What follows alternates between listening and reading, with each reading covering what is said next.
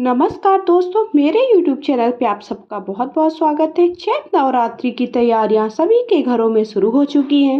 इस साल माता घोड़े पर सवार होकर भक्तों के बीच आएंगी। चैत्र नवरात्रि के 9 दिन घर, मंदिर, शक्ति की देवी दुर्गा की विशेष पूजा की जाती है। इसी दिन से हिंदी नव वर्ष की भी शुरुआत होती है। नवरात्रि में आप कैसे घट की स्थापना करें, पूजा का शुभ मुहूर्त क्या है, साथ ही साथ पूजा आपको घर पर करना है तो कैसे करना है, इसका वीडियो मैं आप सबके लिए लेकर आई हूँ। वीडियो अगर आप सबको पसंद आए तो प्लीज़ वीडियो को लाइक शेयर करें। शुक्ल पक्ष की प्रतिपदा तिथि की शुरुआत 8 अप्रैल 2024 को रात को 11:50 से होकर के 9 अप्रैल 2024 को रात 8:30 तक रहेगी। इसके अनुसार 9 अप्रैल से ही चैत्र नवरात्रि की शुरुआत होगी। चैत्र नवरात्रि 9 अप्रैल से लेकर के 17 अप्रैल तक रहेगी। पहले दिन घट की स्थापना, 9 दिन के व्रत शुरू हो जाएंगे। इस दिन 9 वर्ष की शुरुआत भी माना जाता है। तो सबसे पहले आप सबको जहाँ पर भी आप पूजा करना चाह रहे हैं, जहाँ पर भी आप चौकी की स्थापना करें, वहाँ पर साफ सुथरा कर ले एक दिन पहले ही। फिर उसके बाद एक चौकी बिठा लीजिए। चौकी पर लाल कपड़ा जो भी आपके पास है, लाल पीला, वैसे लाल कपड़ा माता को ज़्यादा पसंद होता है, तो आप नवरंग के जो भी अगर आपके पास अलग अलग रंगों से सुसज्जित अच्छा सा कपड़ा है वो भी आप बिछा सकते हैं। उसके बाद आपको माता की फोटो है, मूर्ति है, तस्वीर है, वो स्थापित कर लीजिए। माता का जो भी नव विग्रह रूप है आपके पास वो आप स्थापित कर लीजिए। आप चौकी पर भी अलग से बिठा सकते हैं। फिर उसके बाद आपको घट की स्थापना करना है। आप यहाँ पर अगर आपके पास पीतल या तांबे का भी कलश है उस पर भी आप ऐसे स्वास्तिक बना लीजिए। स्वास्तिक बनाने के बाद कंठ पर आपको मौली लपेट लेना है। उसके बाद इस तरह से स्वास्तिक बनाने के बाद आपको घट की स्थापना करना है। वहाँ पर नीचे आप अष्टदल कमल बना लीजिए। अष्टदल कमल बनाने के लिए देखिए मैंने कई सारे वीडियो शेयर किए हैं, आप सबको नहीं देखे हैं तो प्लीज़ आप सब मेरे चैनल पर गो थ्रू करते रहिए। उसके बाद आपको शुद्ध जल डाल लेना है, फिर गंगा जल डाल लेना है। फिर 5 चीज़ें उस पर आपको डालनी, जैसे हल्दी की गांठ, अगर हल्दी की गांठ नहीं है तो हल्दी आप पाउडर भी डाल सकते हैं, सुपारी, थोड़ा सा अक्षत, एक पुष्प, एक सिक्का। उसके साथ साथ आप दुर्वा वगैरह भी डाल सकते हैं। तो इस तरह से 5 चीज़ें आपको डाल करके घट की स्थापना करना है। तो जो आपने शुद्ध जल डाली उसके बाद पंचपल्लव लगा लीजिए। आम की टेरी नहीं है तो अशोक के पत्ते भी या पान के पत्ते भी आप प्रयोग कर सकते हैं, लेकिन आपको इस बात का ध्यान देना है, पान के पत्ते क्या है, अगर आप 9 दिन माता की चौकी बिठा रहे हैं, 9 दिन माता को स्थापित कर रहे हैं तो वो सूख सकते हैं। उसके बाद आपको इस तरह से चुनरी लपेट करके एक नारियल रख लेना है, श्रीफल रखना है। श्रीफल का जो मुख है वो ऊपर की तरफ होना चाहिए। अगर आप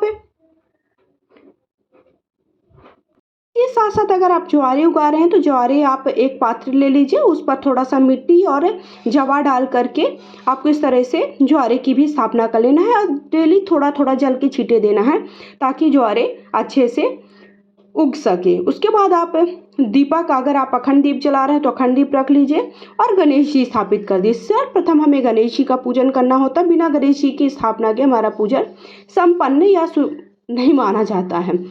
तो इस तरह आप गौरी गणेश की स्थापना, अगर आपके पास गणेश जी नहीं है तो आप सुपारी पर इस तरह से मौली लपेट कर भी गणेश जी की स्थापना कर सकते हैं। अब दीपक प्रज्वलित कर लीजिए।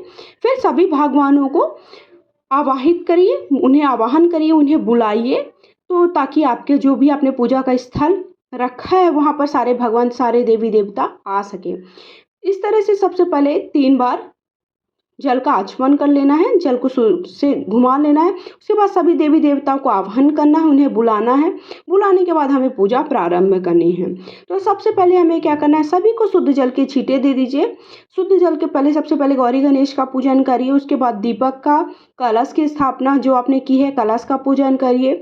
जो माता का आपने विग्रह रूप रखा है उसका पूजन करिए। इसके साथ साथ दुर्गा चालीसा, दुर्गा सप्तशती का पाठ करते हैं, आपके पास थोड़ा भी समय दुर्गा चालीसा का पाठ करना चाहते तो वो पुस्तक भी आप रख लीजिए, उनका भी पूजन करें। फिर सबको हल्दी कुमकुम लगा दीजिए।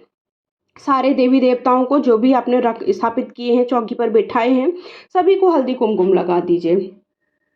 नवरात्रि में घट स्थापना के लिए सबसे शुभ मुहूर्त दिन का पहला 1/3 समय होता है, जिसमें प्रतिपदा तिथि मान्य होती है। इसके अलावा अभिजीत मुहूर्त में भी कलश की स्थापना अच्छा फलदायी माना जाता है। चैत्र नवरात्रि में घट स्थापित करने के लिए 2 शुभ मुहूर्त बताए गए हैं।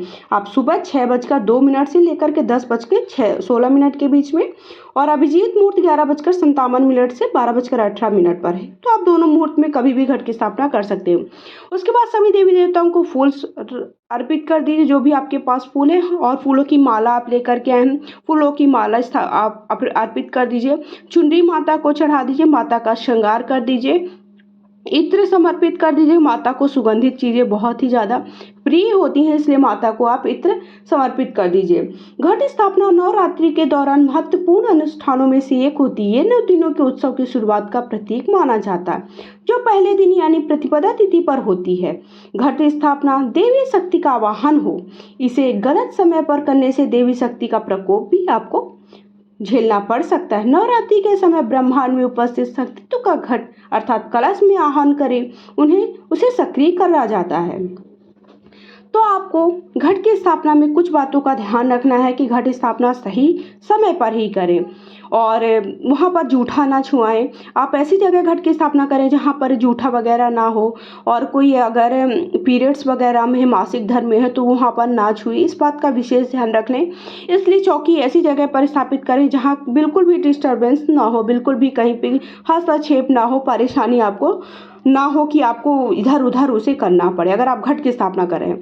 अभी आप नॉर्मल तरीके से कैसे पूजन कर सकते हैं घट की स्थापना के बिना, उसका वीडियो भी मैं जल्दी चैनल पर अपलोड कर दूँ। उसके बाद फूल सभी देवी देवता को देखिए, आप मैंने फूलों से पूरा चौकी को सजा दिया है। आप जैसा करना चाहते हैं, आपके पास जैसा समय उसके हिसाब से करिए। उसके बाद आपके पास जनेऊ है तो आप जनेऊ वस्त्र रूपी सभी को कलावा चढ़ा दीजिए। जनेऊ का भाव लेते हुए गणेश जी को जनेऊ चढ़ा दीजिए। उसके बाद माता को पान पर लौंग, 2 सुपारी और इलायची और कबीरा लगा दीजिए, और उसके साथ साथ एक मैंने बतासा रखा जो इसका भोग स्वरूप माता को चढ़ा देना है। उसके बाद जो भी आपके पास फल है, मौसमी फल है, फल चढ़ा दीजिए, भोग समर्पित कर दीजिए। उसके साथ साथ आप माता को अलग अलग चीज़ों का भी भोग लगा सकते हैं। 9 दिन अलग अलग चीज़ों का भोग लगाया जाता है, वो लगा दीजिए। घर पर हलवा पूरी का भी भोग लगा सकते हैं, चने का भोग लगाएं। साथ ही साथ आप के पास अगर अनार है तो अनार का भोग लगाएं। उसके बाद आपने जो भी भोग लगाए सभी को 3 बार जल घुमा दीजिए। उसके बाद आप अगर आप सुहागन हैं तो सुहाग की सामग्री अवश्य अर्पित करें, इससे अखंड सौभाग्य की प्राप्ति होती है, आपके जो वर की आयु लंबी होती है। और अगर आप वर की कामना कर रहे हैं, आप चाह रहे हैं कि आपका शीघ्र विवाह हो, विवाह में कोई प्रकार की अड़चन आ रही है, तो आपको जरूर सुहाग की 5 से 7 सामग्री समर्पित करना चाहिए, ताकि आपके विवाह में जो भी परेशानी है वो दूर हो सके। धूप दीप दिखा दीजिए। धूप दीप दिखाने के बाद आपके पास अगर गुलाल है तो गुलाल माता को जरूर चढ़ाएं, वो भी माता को प्रिय है। इसके बाद मैंने कुछ सूखे मेवे का भी भोग लगाया है, गुड़ का भोग लगाया है। तो ये सारी चीज़ें आप देख लीजिए, जो जो आपको मिल जाता है वो सारी सामग्री आप माता को समर्पित कर दीजिए। उसके बाद 2 मैंने कौड़ी और गोमती चक्र और कौड़ी और उसके साथ साथ कमलगट्टे के बीज अगर आपको मिल जाते हैं तो माता को जरूर चढ़ाए, वो भी माता को बहुत ही प्रिय है। कमल का फूल मिल जाता है, वो भी आप चढ़ा दीजिए। इसके बाद आप 5 से 7 आहुतियाँ हवन के अवश्य दीजिए। हवन बहुत ही शुभ होता है। हवन करने से घर पर जो भी निगेटिव एनर्जी होती है, जो नकारात्मक ऊर्जा होती है, वो दूर होती है, घर में शुद्धता आती है। और माना जाता है कि जो हम हवन देते हैं, हवन करते हैं, वो माता भगवान के पास सीधे, जो भी हमने भोग हवन में चढ़ाते हैं वो सीधे भगवान के पास तक जाता है। इसलिए 5 से 7 आहुतियाँ जो भी आपने भले बहुत सारे पकवान चढ़ाए, लेकिन अगर आपने हवन नहीं किया है तो आपका पूजन पूरा संपन्न नहीं माना जाता, व्रत पूरा नहीं माना जाता। इसलिए आप 5 से 7 आहुतियाँ हवन की अवश्य दीजिए। जो आपने उस पर हवन किया है वो आपके भगवान पर के पास सीधे, आपको कुल देवी देवता जो भी हैं उनका नाम लेते हुए आप हवन कर लीजिए, तो वो भगवान के पास तक सीधे पहुंचता है। हवन करने के बाद अगर आप दुर्गा चालीसा, दुर्गा सप्तशती जिनका भी पाठ करना चाहते हैं वो प्रत्येक दिन पाठ करें, जितना आपसे हो सकता है वो पाठ करें। नवरात्रि में अष्टमी और नवमी तिथि बहुत ही महत्वपूर्ण होती है। अष्टमी नवमी पर कन्या का पूजन, हवन, व्रत का पारण करें। कहा जाता है यदि कोई नवरात्रि के 9 दिनों तक व्रत रखता है, पूजा न अगर व्रत और पूजन नहीं भी कर पाता है तो अष्टमी नवमी की पूजा करने से ही पूरे 9 दिनों का फल प्राप्त हो जाता है और माता का आशीर्वाद प्राप्त होता है। तो आपको कन्या भोज अवश्य कराना, भले आप बहुत ज़्यादा कन्या का भोजन नहीं करा सकते हैं, 1, 3, 5, 7, 9 जितनी कन्या आपको मिल जाती है उतना कन्या का पूजन करें। उन्हें भोग के स्वरूप में जो भी आप घर पे बना पाते हैं वो आप उन्हें दीजिए खाने के लिए। उसके बाद आप 2 कपूर और मैंने लौंग से आरती कर दी है। ये भी माना जाता है कि अगर नेगेटिव एनर्जी आपके घर पर कोई भी वास करती तो वो आपके घर से नेगेटिव एनर्जी दूर हो, इसलिए आपको ये आरती ज़रूर करना चाहिए कपूर से। और अगर आप सबको मेरा ये वीडियो पसंद आया है तो अभी तक आपने मेरे चैनल को सब्सक्राइब नहीं किया है, पहली बार चैनल पर जुड़े हैं तो प्लीज़ चैनल को सब्सक्राइब कर लीजिए। माता का नाम लेते हुए वीडियो देखने के बाद जय माता रानी या हर हर महादेव श्री शिवाय नमस्तुभ्यम अवश्य लिखिएगा। आप महादेव के भक्त हैं तो हर हर महादेव लिखिए।